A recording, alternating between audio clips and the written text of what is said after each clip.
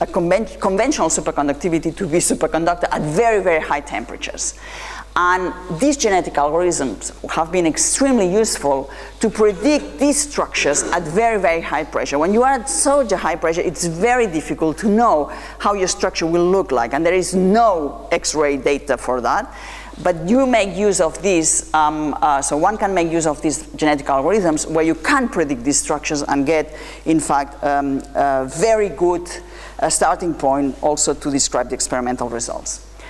Okay, so now I switch gears and I really go to correlations, because this is where I stopped yesterday. What do we do when we have a system where the correlations play an important role? And this is the last slide, or the one before the last that I was putting in top of you.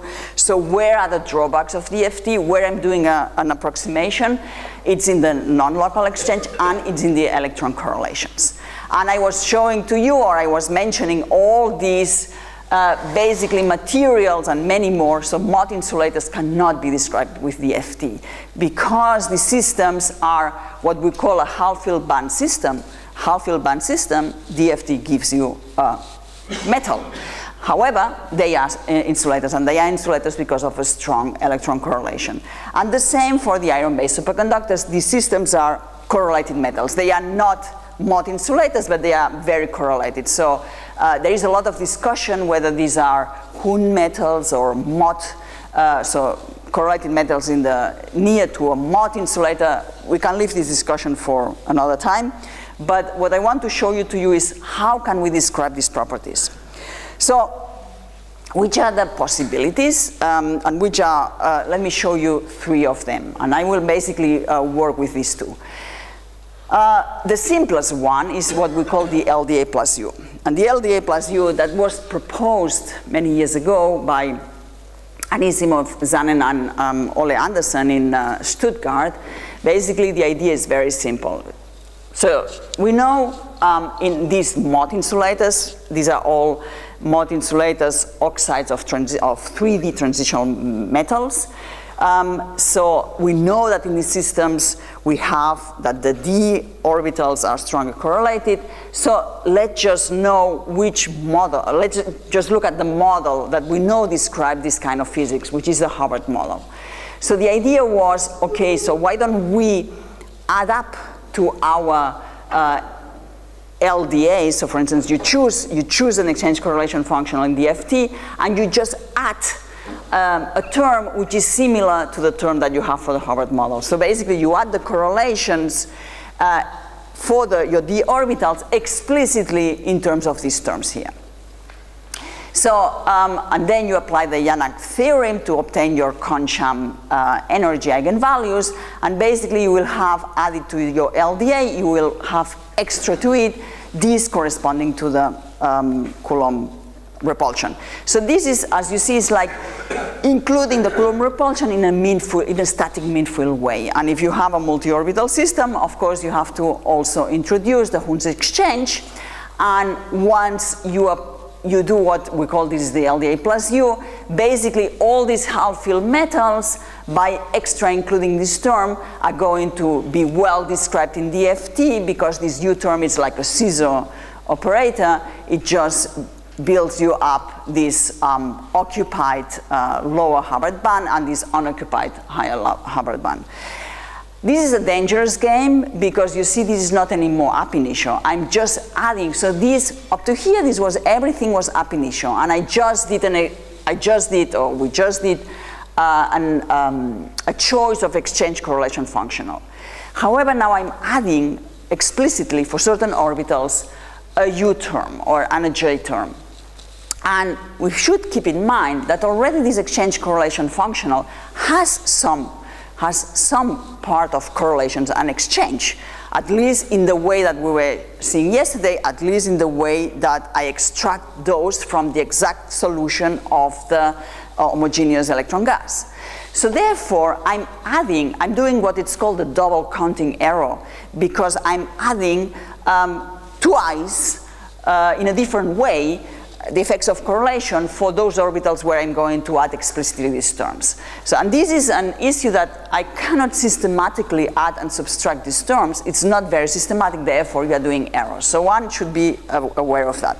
But this method, this functional, has been extremely useful to describe Monte insulators. However, correlated materials is more than just this Monte insulator. And let me just show you in the example of the Hubbard model. So here is my no correlation, so this would be 0. Only the kinetic term, a half field, so if I have a half field system, I have a metal.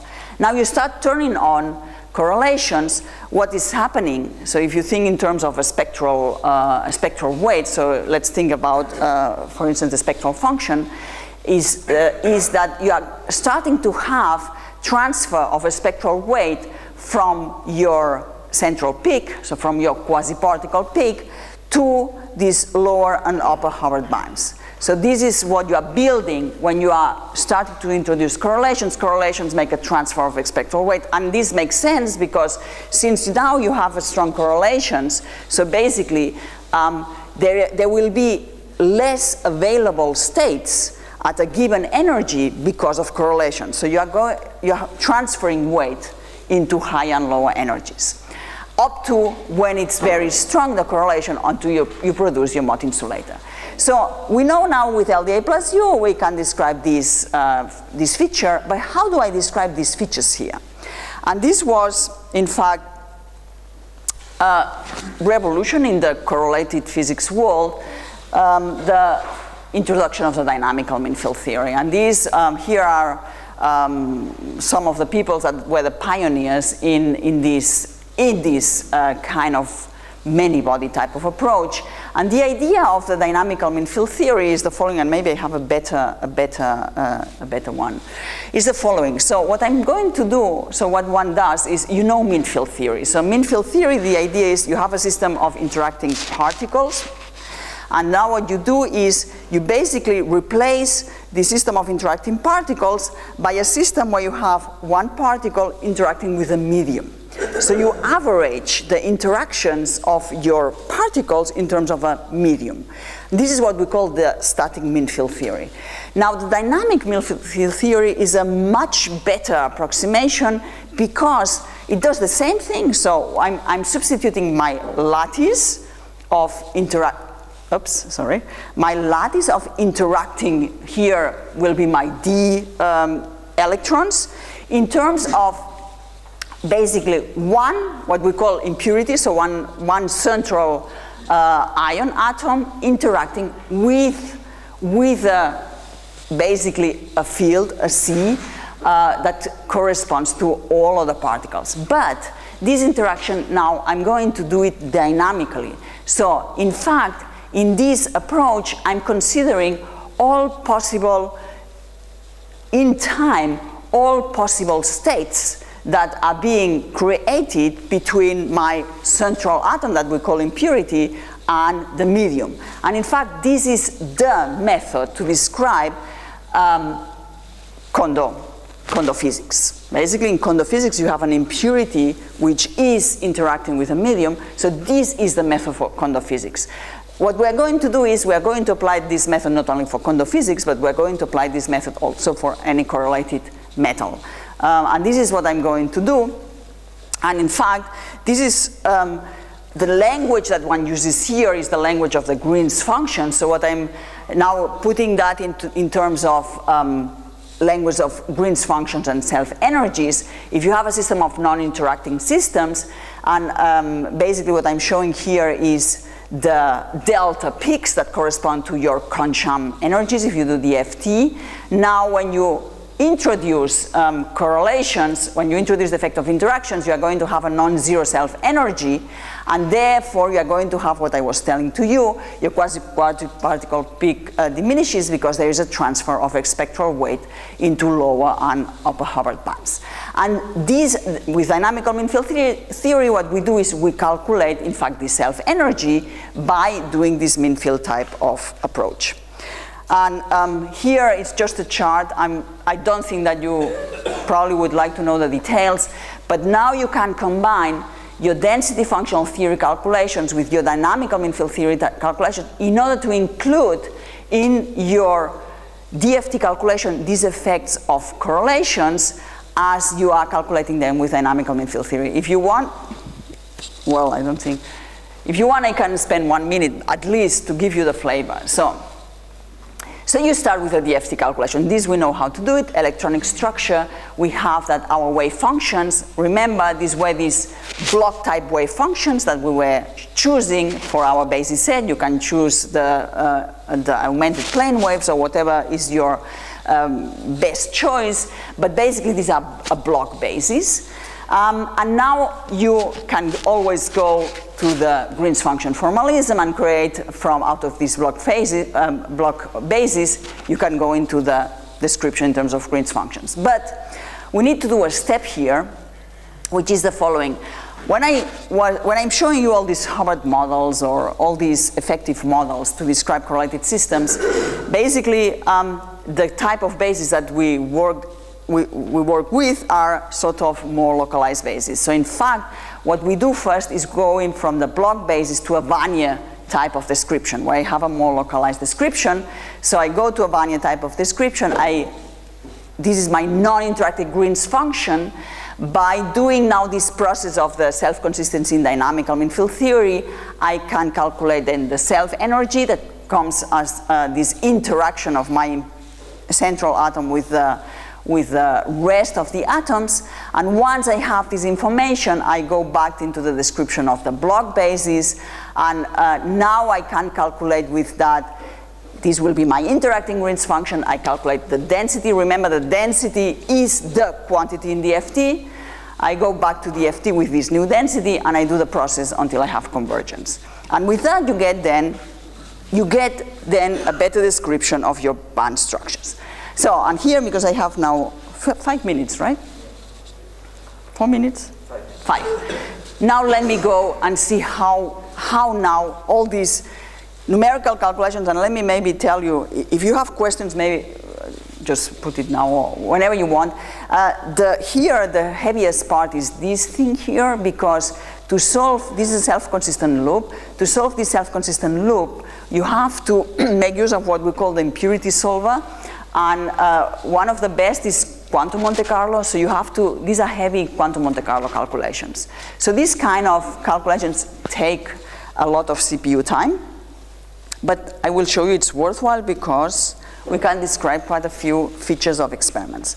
So Paul was telling you about all this family of 1-2s, and here I'm just showing a phase diagram that I took from Shibauchi, that basically, you see here what Paul was telling you. So here is barium 1-2. The system is an antiferromagnet.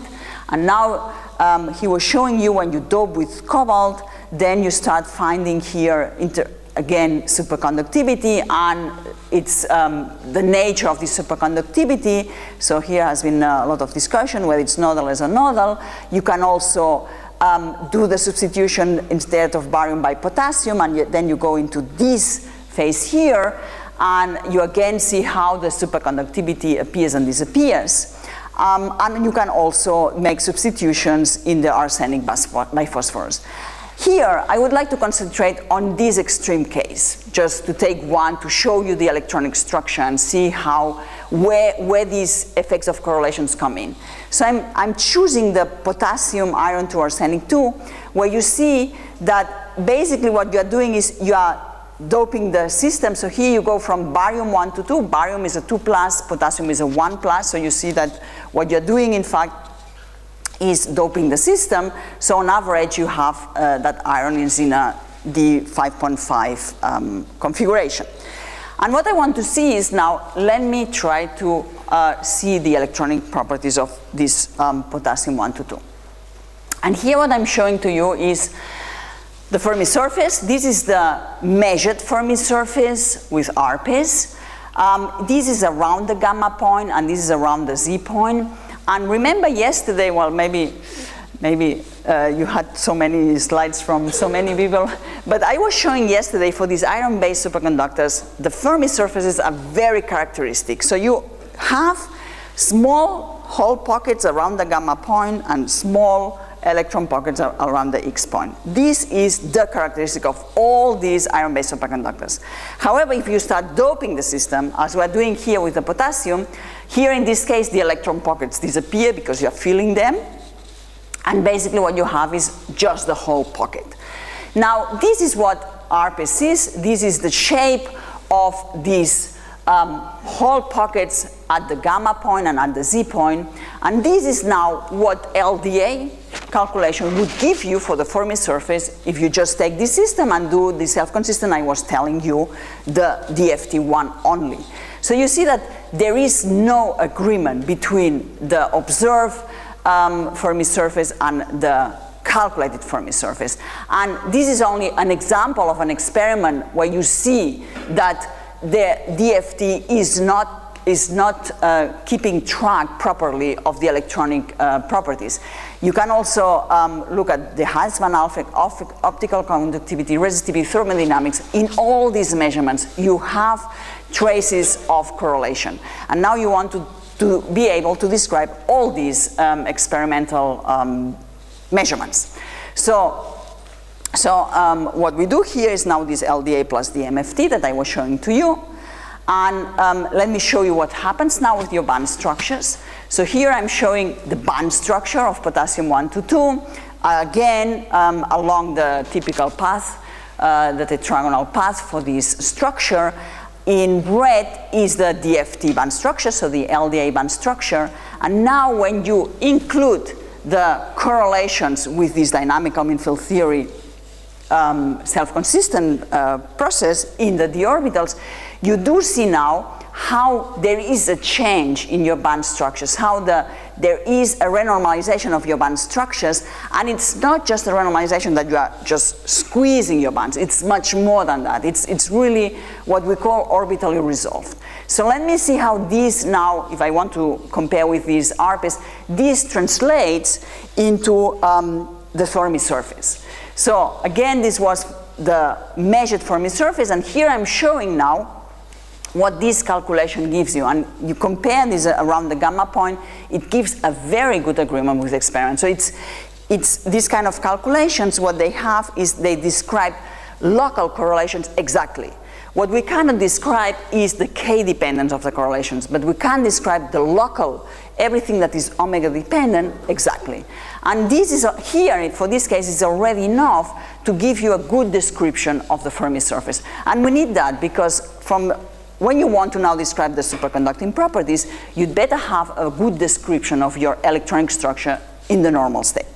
And moreover now, because we have all the details of the calculation, we can analyze, in fact, the nature of this Fermi surface. And the nature is, indeed, that you see that some of the characters of your orbitals are more correlated than others. So we have what we call an orbital selective correlations. So for instance, the DXY orbitals, and this has been discussed a lot by Gabi Kodley and Christian Hauler. They were one of the first to look at iron pnictides with these kind of calculations. So this is very important because it's telling us that you have to take into account which orbitals you are considering, because correlations are going to affect differently to every orbital. Let me finish now by, okay, I was now showing to you that, right? So I can describe this renormalization of your bands in this picture of the density of states. It means they have a narrowing of the quasi-particle weight. But what about the transfer into high and lower energies? And this I'm showing to you in the case of iron selenium, another member of this family, because we worked together with Matt Watson and Amalia Coldea. They did the photoemission experiments. This is the DFT calculations so the cut lines, and the red lines is LDA plus the MFT. And you see that there is this quasi-particle weight that goes down and the appearance of this lower Hubbard band, which is also what they observed experimentally. And here I would like to end up by saying that this, in fact, here we see explicitly that while some orbitals, this is the more renormalized one, this is the less renormalized one, these orbital resolved correlations, in fact, it translates also in the superconducting behavior. And there are these experiments in the group of Shimas-Davis where they claim to be able to observe, by doing quasi-interference imaging, the presence of orbital selective Cooper pairing, which is a result of the fact that you have different correlated bands in this system. So this was the third example, and my time is over, and I'm open for questions.